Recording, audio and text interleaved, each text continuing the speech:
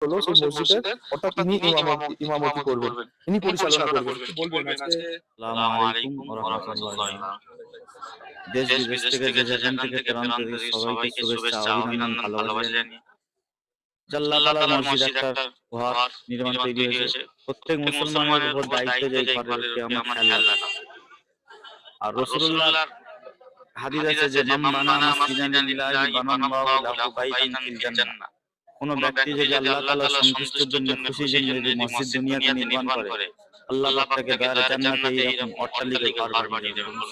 সুবহানাল্লাহ। প্রত্যেক মুসলমানদের এই দরকার যে আমাদের এই মসজিদের দিকে খেয়াল রাখা, নজর রাখা, প্রত্যেক অন্তর খুলে জানা রাখা, এগুলো আমরা অবশ্যই। আপনার নাম? আমার নাম মাসুদ রহমান। আজকে মসজিদ হয়েছে, আমরা খুব খুশি। কিন্তু আজকে মসজিদ যে এইটা উদ্বোধন হলো, সবচেয়ে কাজ আমি কৃতিত্ব দেবো হলো সেই মসজিদের অর্থাৎ তিনি ইমামতি করবেন, তিনি পরিচালনা করবেন। বলবেন আজকে। আসসালামু আলাইকুম ওয়া রাহমাতুল্লাহি।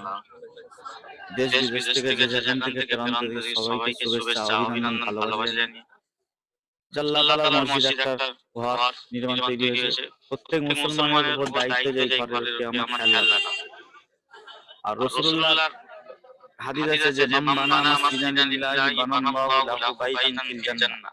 কোন ব্যক্তি যদি আল্লাহ তাআলার সন্তুষ্টির জন্য খুশির জন্য যদি মসজিদ দুনিয়াতে নির্মাণ করে, আল্লাহ পাক তাকে জান্নাতে এরকম অট্টালিকা ঘর বানিয়ে দেবেন।